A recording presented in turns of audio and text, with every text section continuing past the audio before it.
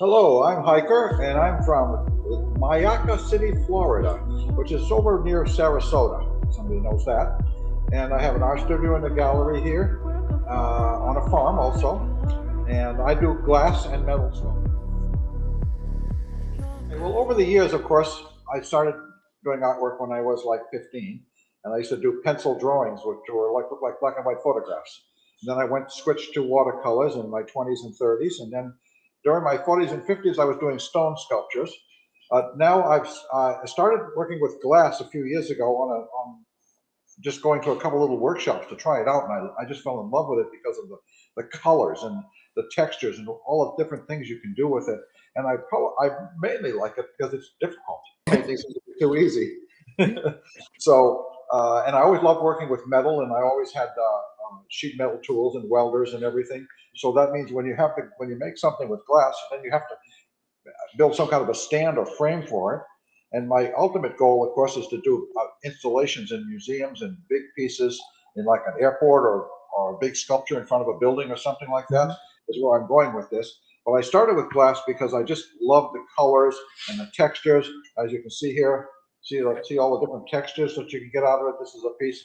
This is about 40 pieces of glass that have been fused together in the kiln.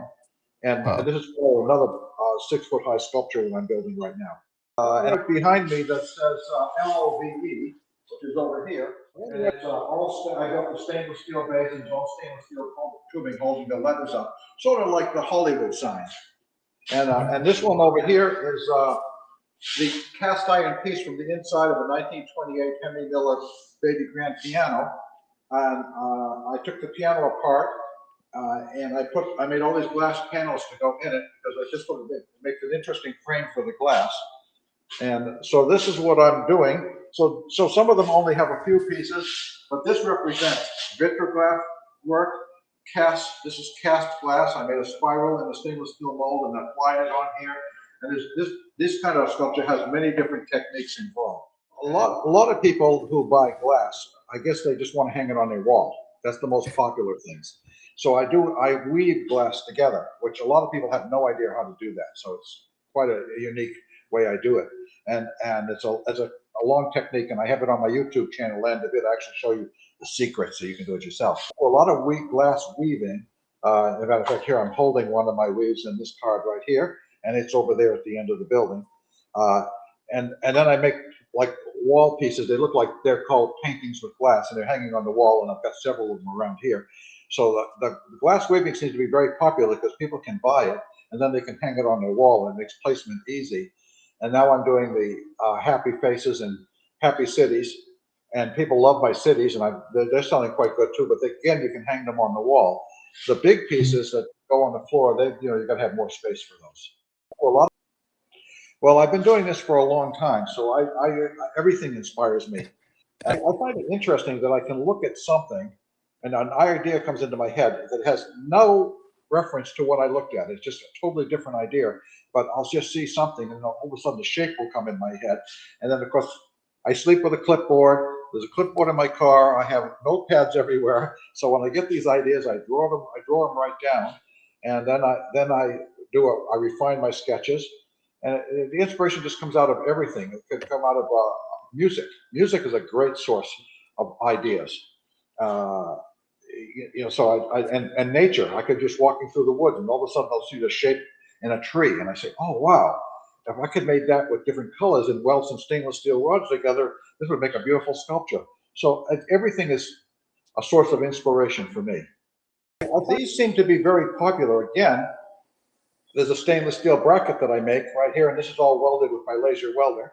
And then this just is easily hung on the wall. It's all stainless steel and glass, and and these are very popular. I've sold several of these because a person can buy them. It's easily shippable too. If you buy one of the big pieces, you got to build a crate for it and everything. And I make these at different shapes. Some of them, they look like flowers, they look like different patterns, but this is more like moons. And you see how this is made? Here, look at the bottom of it. This is all individual pieces of glass, just like this one I showed you, this sample. And I cut all these strips of glass. There's probably like 300 pieces, maybe 400 pieces of glass in this. And I cut all these strips and I lay them in the kiln. and I heat them up to 1,433 degrees. No reason to get too technical about it, otherwise look at my videos. And then I make a flat piece, and then I have to take that flat piece after it's all annealed and go through the whole process, because glass requires annealing. I put it, in this case, over stainless steel form, and then I slumped it upside down. I heat it up to about 1,400 degrees, and it sort of bends like this. And then I let it cool down, and all this process. Then I do a little grinding and cleaning and put my name on it, and that's it. But these are nice because people like these because they got direct, beautiful colors, and they're decorative, and you can just put it on a table someplace. Interesting is I really love these. I think they look great. This one here looks like a city. In my view, it's like a downtown of a city. And this one here is I call glass gardens, and I made this by using, these are picture frame moldings. You know, and this is titanium rod, and I got the glass in here. This one here is a weave. This is the glass that's all woven together. Okay, this requires 3 firings in the kiln, and that makes like a bowl. You can put some food in it or something. And this one here is extra beautiful. I don't know. Sometimes, you know, when you do something, you have a plan, and most of the time glass surprises you by being better than you thought. So I just love the way this one looks, you know. And this is just a few pieces of glass. You can see how these are individual pieces, and I got little tiny pieces in here. And this glass here was interesting because this is what's called reactive glass. It was actually yellow, pale yellow when I put it in the kiln, but because it contains gold, when it's heated, it turns red. The colors are all made by metals that are in the glass. Some people have asked me, like the LOVE, they asked me if I could make their initials, but haven't actually got a contract to do that. I am inspired to do, and then people come to my gallery or to the shows and they buy it, and it's just it's working out wonderful. Is a big part of it. I've gotten this comment from many other people too, including other glass artists who seem to do things with more. They have a plan and they're very meticulous, and they say they can't believe how free I am to just do it. Some of this is really well planned. It just looks really free, but it is free. In many ways, it's free. But there's a lot of science and math involved, believe it or not, in how to melt the glass and anneal it and everything. But other than that, you know, but yes, people just love the color. It makes them happy, and that's what I like about the colors. Another new thing I've been doing is rainbows. I melt glass and turn it into rainbows, and people are loving that. And I've sold a couple of those, so that may become a new item that I'm going to be doing more of. This reminds me of ribbon candy we used to have when I was a kid. You know, it looks like candy, but it's glass and it's all melted, and it just sort of flows and makes a rainbow. And these are people that just love these because they just look at them, they make you happy. I set up in the kiln with a thing called kiln furniture, and it's usually all ceramics or stainless steel, and they have different stands and things and pieces of fire brick that I put in there, and I have to coat it with beryllium nitride. Anyway, that's all the science stuff. So the glass doesn't stick, because glass, when it gets heated, is one of the stickiest things in the world. It just wants to become part of anything and everything. So therefore we have to protect it. But then I have to pile the glass in the kiln, all in individual pieces, and put them together in such a way that I can imagine how they're going to, when they melt, how it's all going to look. You know, it's all sort of, that part's all planned. And I put all the pieces in, and then I heat them up. And then the kilns, they have little trap doors that you can look in, and you can peek, and then you go in and you watch it. And then when it gets to just the right place, then you skip to the annealing part of the firing. So that's how that's done. But it is so much fun to do these. As you can see, I have nothing but fun making them. And there's a second one over here that was made with a piano also. This was made with a spinet piano, and this is the cast iron from inside. And this is actually the strings from the piano, and the base of it is actually the backboard of the piano. I try to use other parts from it, and I'm working on one now from a Steinway made in 1878, and I'm including some of the keys and a bunch of the other components in the finished piece. Yes, like this one here that you've got the picture of. Uh-huh. I bought that piano in 1976 in Boston, and I played it for over 30 years. And the piano wore out before I did, and it was no good anymore. And you know, I didn't want to throw it away completely, so I saved the iron. You're repurposing, you know. Sometimes Uh-huh. things get used up, and then it can become art. Sometimes I have one person interested in one now. He happens to be a concert pianist, and he wants to have it in his home. So an artwork made with a piano is very hard, very rare. I mean, no, I don't think anybody in the world's ever done this before. So that's that. I've got that one, and but most people don't have room for these big floor model ones. So they like things that can fit on a pedestal or a table, or in my case, they put them in the window because you got the light coming through the back and all the colors light up. I don't know if you're supposed to put wheels on your sculpture, but this thing weighs hundreds of pounds. And it's a concrete stick plate of Cork steel. Cork steel is used in sculptures and lots of other things because it rusts and creates this patina on here, and then it stops rusting. It lasts for hundreds, maybe thousands of years. So this one here has got all fused glass panels. Some are on this side, some are on this side. So this is actually a double sculpture. You get a free sculpture if you look at the other side. On the other side. You see, what inspired me to make this one? I went to a show at the Sarasota Art Museum by the Spring School of Design, and there was a woman from, I think she was from Carolina. She had a display there, and she had stuff that hanging from the ceiling, and it was a beautiful piece of art, little paintings and things on strings. And you look at it on one side, it was like all black and white. And then when you walk around to the other side, they were all the colors. It was an entirely different work of art, but it was the same work of art, just the other side. I said, okay, I'm going to do that with glass. So that's what inspired me to do this one. So you see how it's really different from the other one. And here I've got all the different ways of working with glass. You know, some of it, this here was all cut out with the diamond saw. Each one of these pieces was all cut out individually. This in here is frit or broken chips of glass.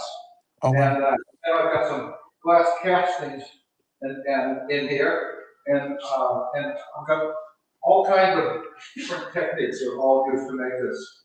It's just whatever, again, whatever I felt like doing, I just did it. One thing like that one probably takes, you know, you work on several at the same time. I have 5 pins, and one of them is quite large. So on that one, I could probably make 4 of those pieces in the kiln at one time. Obviously, it would take at least 3 firings. Each firing is 28 hours. And then, of course, I had to start off with a piece of steel and shape that, and then I had to weld it to the base, and the base is painted with and everything. So I would say it probably took me a month. I make the smaller pieces.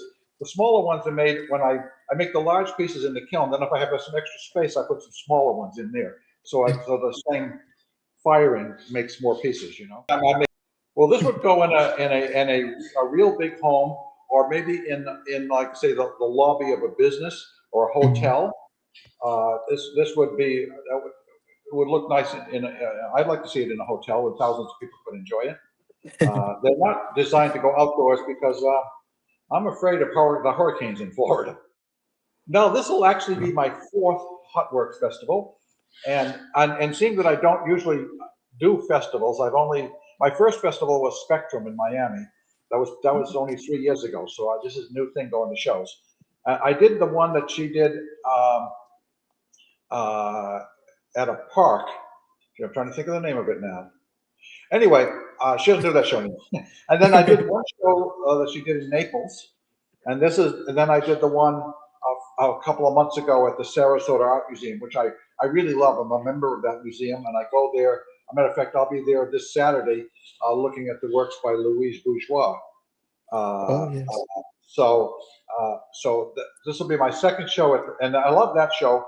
Not only do I love this museum, but it's also only like 30 miles from my house. This is my 3rd show with Patty, and she is one hardworking person because it's a lot of work to do a show. This is for one thing, if you're an artist and you just make your stuff in your garage and never show it to anybody, you know, you got to go to shows. You got to get out there in the world. Everybody says social media, but there's so much stuff on the internet. You got to go out especially my kind of work. People got to see it. I actually let them touch it because it's glass. It's not like a painting. You can actually touch it, and people like to have an interaction with it. So that's the benefit for me. And for other artists, I just recommend they just go to the show and show people their art, and they get people. It's wonderful to have the hundreds of people come to your booth and ask you questions about your art, and then once you learn about your art by the questions that people ask you. It's really quite interesting, and people will look at your art and say, "Oh, this reminds me of this," and it's not anything that you were thinking about when you made it, but that's okay because the art was made by me, but it inspires you in a different way. See this and interact with the people. That's the wonderful part about going to a show. And then the shows are wonderful too, because what people do is they keep your card, and then maybe like a month later, they call you up and say, "Can I come over to your studio and buy a piece?" I'm going to do the show in Sarasota in May. Yes, and I'm going to bring pieces that no one's ever seen before. I'm working on some now that I like integrating. I know so many different artist techniques, and I love working with different metals and everything. So I'm trying a new thing now where I'm working on brushed aluminum panels, which I will paint like big flowers on it using alcohol inks, and then that will all be UV coated and everything. And then I'm going to have glass panels that you can see through that will be mounted in front of that. So you look through the glass panel and you see the painting in the back. I'm hoping it sounds half as good as it's going to be. Working on them right now, and the first time they'll be shown will be at this show in May at the Sarasota Art Museum. My name is Hyker. That's I just have the one name I go by. That's what I sign my artwork. I know I used to be Hyker LaRiviere, but that's a normal name. So I became Hyker because I go for long walks all the time, and I'm known as the Hyker. So that's how that came about. Hyker. Come and see my stuff. Come and look at the beautiful stuff that everyone else is making, because I'm just amazed at the talent that there is around here. And of course, it's right on the grounds of the Sarasota School of Art. So, I mean, you've got a pool of talent that you're just amazing around here.